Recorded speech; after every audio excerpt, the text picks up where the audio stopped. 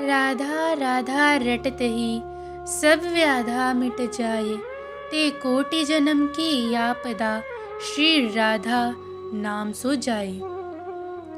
जी बिल्कुल, श्री राधा नाम तो अद्भुत है बंधु।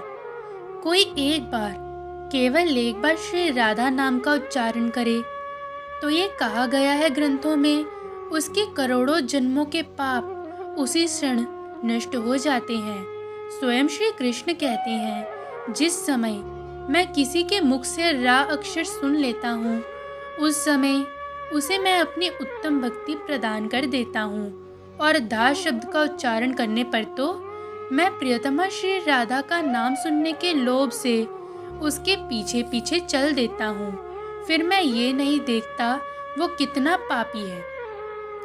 ब्रज के एक रसिक संत श्री किशोरी अली जी ने इस भाव को प्रकट भी किया है। आधो नाम तारी है राधा, रा के कहत रोग सब मिटी हैं, धा के कहत मिटे सब बाधा।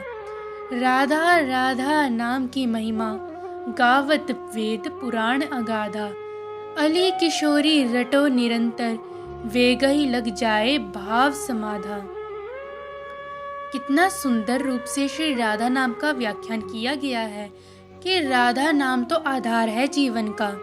केवल रा के कहत ही रोग सब मिट जाती हैं, और धा कहने पर तो जीवन में आने वाली जितनी भी समस्याएं हैं उनका नाश हो जाता है। और राधा नाम की महिमा तो कहाँ तक कहूँ, श्री राधा नाम की महिमा तो वेद पुराणों में भी अगाध है, मतलब जिसकी कोई सीमा ही नहीं है।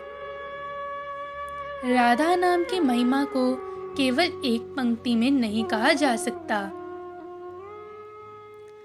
चलिए, आज इसी श्री राधा नाम की महिमा का व्याख्यान कुछ इस प्रकार से आपके सामने करूंगी कि आपको विश्वास हो जाएगा कि केवल राधा नाम का एक बार उच्चारण करने से जीवन में क्या लाभ होता है और कैसे श्री राधा रानी की कृपा प्राप्त होती है।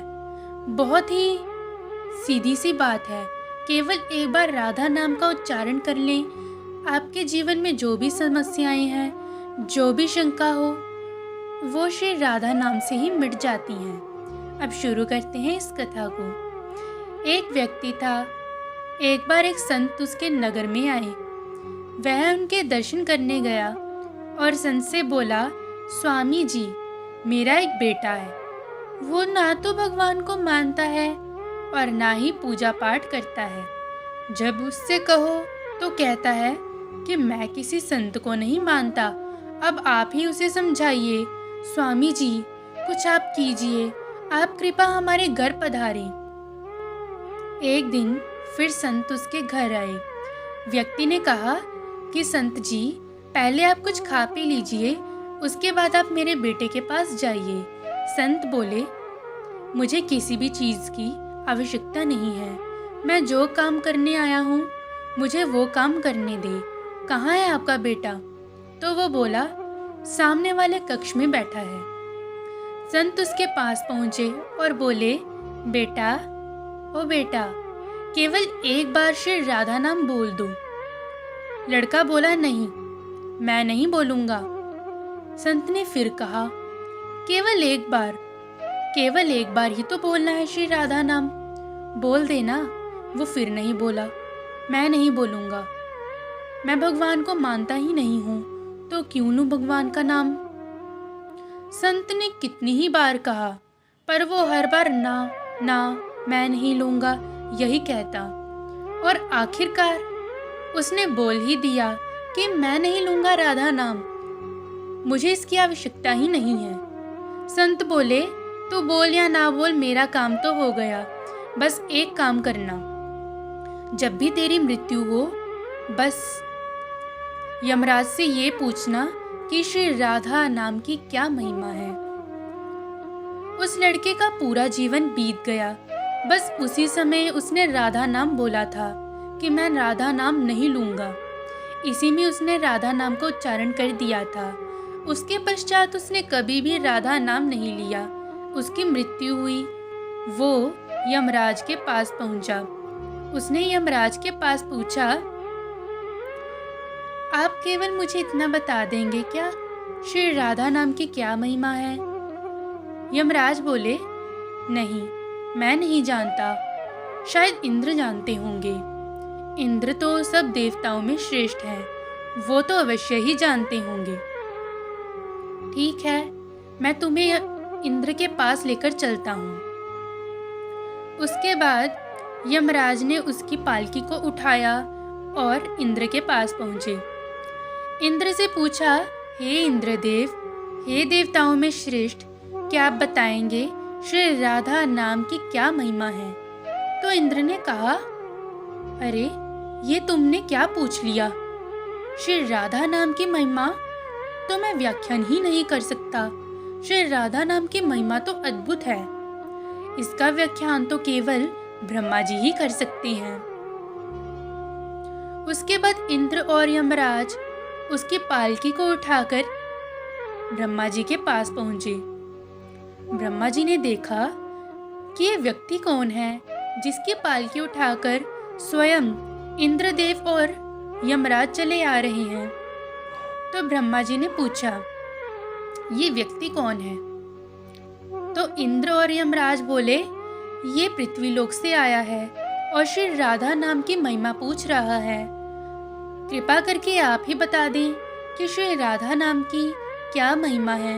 आप तो ब्रह्मा हैं, वेदों पुराणों के ज्ञाता हैं, आप तो बता ही सकते हैं। ब्रह्मा जी बोले, मुझे माफ कर दो, मैं सच में श्री राधा नाम की महिमा का व्याख्यान नहीं कर सकता। इतनी मेरी जीवा में शक्ति ही नहीं है कि मैं श्री राधा नाम जैसे अद्भुत शब्द का व्याख्यान कर सकूं। तो ब्रह्मा जी बोले, मुझे लगता है कि इसका उपाय तो केवल शंकर जी के पास है। शंकर जी तो देवों के देव महादेव हैं, वो अवश्य ही जानते होंगे। उसके पश्चात ब्रह्मा, इंद्र और यमराज उस व्यक्ति को पालकी को उठाकर शिव जी के पास पहुंचे। शिव जी भाव समाधि में बैठे थे। सभी ने महादेव को प्रणाम किया और महादेव से पूछा, हे महादेव, क्या आप बताएंगे श्री राधा नाम की क्या महिमा है? ये व्यक्ति पृथ्वीलोक से आया है और श्री राधा नाम का केवल एक बार उच्चारण करने की महिमा पूछ रहा है। शंकर जी तो देवों के देव महादेव होने के कारण श्री कृष्ण की सारी लीला समझ गए। उन्होंने भी जानबूझकर कह दिया कि इसका समाधान तो केवल नारायण के पास है। एक काम करते हैं, हम सभी विष्णु श्री कृष्ण के पास चलते हैं, अब वो ही अपनी प्रियतमा श्री राधा रानी की महिमा का व्याख्यान कर सकते हैं। उसके बाद ब्रह्मा, शंकर, इंद्र और यमराज चारों ने उस व्यक्ति की पालकी को उठाया और भगवान विष्णु के पास पहुंचे और बोले कि हे विष्णु, आप अपनी प्रियतमा, अपनी शक्ति स्वरूप श्री राधा रानी की महिमा का व्याख्यान कर देंगे, उनके एक बार उच्चारण की क्या महिमा है? तो विष्णु भगवान बोले, यही तो है श्री राधा नाम का केवल एक बार उच्चारण करने की महिमा। जब कोई व्यक्ति केवल एक बार श्री राधा नाम का उच्चारण करे तो आप जैसे देव उस व्यक्ति की पालकी को उठाकर मेरे धाम में लेकर आते हैं। अब ये मेरे पास आ गया है तो इसकी गति हो चुकी है, अब इसको मैं गोलोक में स्थान दूंगा। बोलिए श्री राधा नानी की जय हो। तो देखा बंधुओं, ऐसे प्राप्त होती है श्री राधा रानी की कृपा, और यही है श्री राधा नाम की अपार महिमा, जो केवल और केवल इस कथा के माध्यम से मैंने आपके सामने प्रकट की है।